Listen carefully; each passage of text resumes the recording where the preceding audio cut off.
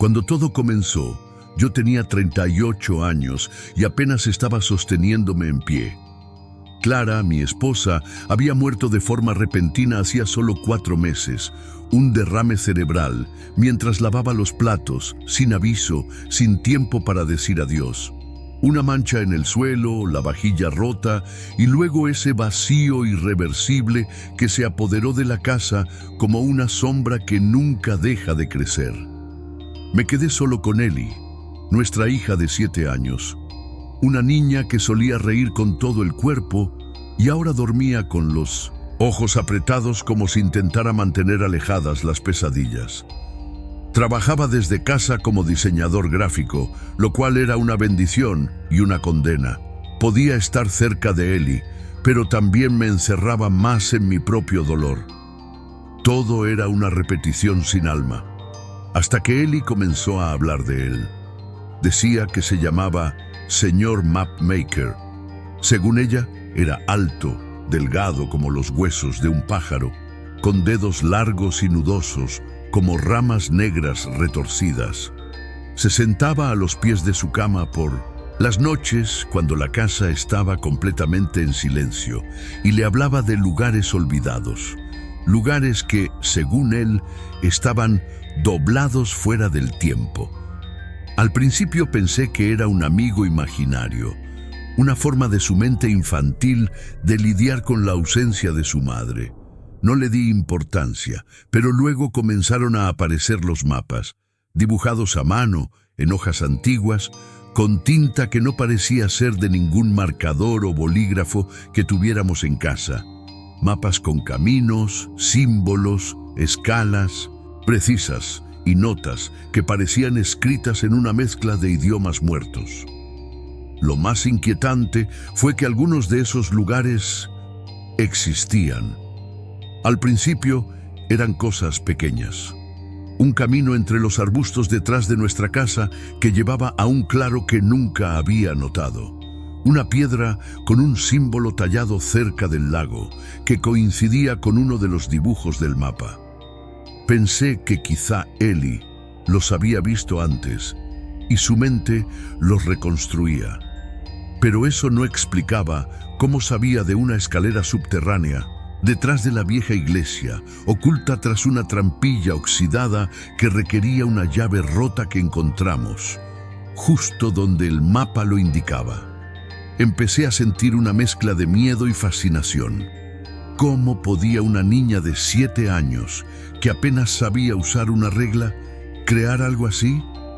Un domingo nublado, decidí seguir uno de los mapas sin decírselo a Ellie. Me adentré en un sendero que bordeaba el bosque.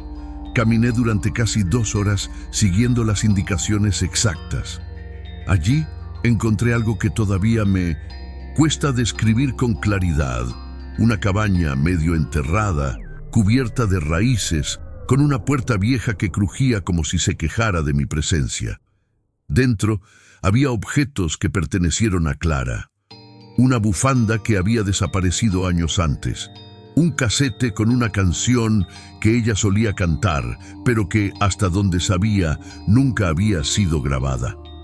En una repisa incluso encontré un dibujo que yo mismo hice de joven y que había destruido por vergüenza. Todo eso estaba allí, cubierto de polvo, como si alguien hubiera recogido fragmentos de nuestra historia y los hubiese armado en un museo secreto y retorcido. Volví a casa sin poder pensar con claridad. Tenía la ropa húmeda, las manos temblorosas y el corazón latiendo como un tambor de guerra. Ellie me miró y dijo, sin que yo le hubiera contado nada, él quería que vieras lo que se puede guardar cuando se recuerda con suficiente fuerza. Esa noche no dormí. Me senté en la sala, con todas las luces encendidas, observando cada rincón de la casa como si esperara que algo saliera arrastrándose de las sombras. A la mañana siguiente, otro mapa apareció. Esta vez estaba pegado en el espejo del baño. No sé cómo llegó allí. Ellie no sabía escribir todavía muchas de las palabras que aparecían.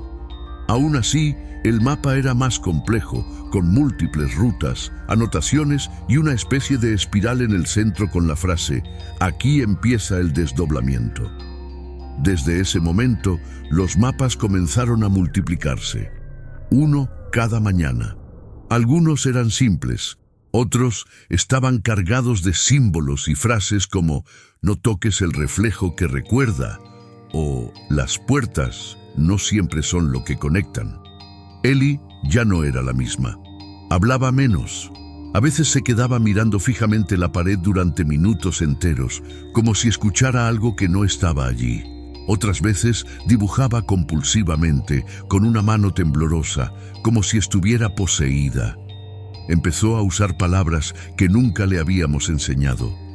En una ocasión me dijo: «Papá, cuando camines demasiado, el mundo se deshilacha. Hay que saber cuándo dejar de seguir». Pero no podía dejar de seguir. Algo me arrastraba. Cada mapa me mostraba una parte de mí que había olvidado. Un recuerdo con Clara, un lugar de mi infancia, un error del pasado. Comencé a pensar que el señor Mapmaker no estaba trayendo cosas de otro mundo, sino recuperando fragmentos de mi propia historia. Me obsesioné. Dejé de trabajar. Tenía un muro en el sótano lleno de mapas conectados con hilos rojos, anotaciones, fechas. Era como vivir en una novela de terror escrita por mis propios arrepentimientos. Pero mientras más buscaba, más se deformaba todo. La casa empezó a cambiar. Puertas que llevaban a lugares equivocados, escaleras que descendían más allá del sótano, espejos que reflejaban habitaciones que ya no existían. A veces veía a Ellie en el pasillo, pero cuando me acercaba, ella ya estaba en otro lugar. Y una vez la vi dormida en su cama, pero otra Ellie la observaba desde el umbral, con ojos completamente negros, sin párpados, sin expresión. Grité, pero la figura desapareció como humo. Al entrar a la habitación, Ellie despertó sobresaltada y dijo: «Papá, no grites, vas a romper el mapa». La frase me heló la sangre. Empecé a investigar sobre entidades, amigos imaginarios compartidos, fenómenos de manipulación dimensional. Encontré foros, gente que hablaba del arquitecto de la memoria, de el señor de las derivas, de una figura que aparecía a través de niños en duelo. Todos coincidían en algo. Cada mapa era un pliegue en la realidad, una apertura. Y una vez que abrías suficientes, ya no podías volver. Ellie no era solo una niña con un don, era un canal, y él la estaba usando para redibujar nuestro mundo. Una noche, la encontré rodeada de velas, en el centro del salón, dibujando un mapa circular con símbolos que parecían moverse levemente cuando no los mirabas directamente. Me dijo: «Él necesita uno más, solo uno más. Luego, tú también podrás quedarte». Le supliqué que se detuviera. Rompí el mapa. Ella gritó como si le arrancaran algo del alma. La casa tembló. Las luces se apagaron y durante un minuto vi otra cosa. Algo del otro lado. Una ciudad hecha de corredores infinitos, con puertas flotando en el cielo, escaleras que se retorcían como serpientes y ojos, miles de ojos, observándome.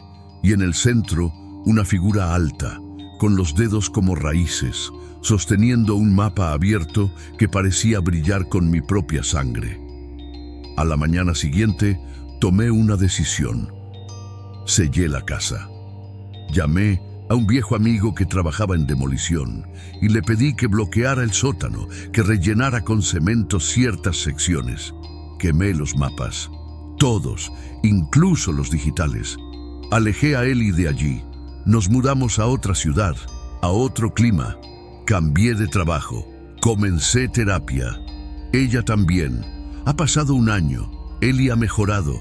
Ríe a veces. Tiene nuevos amigos, pero algunas noches la escucho susurrar en sueños. Él todavía sabe cómo doblar el tiempo. Y lo peor es que a veces Yo también siento ganas de dibujar, como si mi mano recordara los caminos. No he vuelto a ver un mapa desde entonces, pero todavía tengo pesadillas con lugares que nunca visité y sin embargo conozco con una precisión que me enferma. Si estás leyendo esto y tienes hijos, y un día te hablan de un amigo invisible que les muestra caminos imposibles, prométeme que no seguirás ninguno. No importa cuánto te duela lo que perdiste, no vale la pena. Porque hay cosas que solo están perdidas porque el mundo decidió olvidarlas. Y hay quienes viven en ese olvido, esperando que alguien vuelva a abrirles la puerta.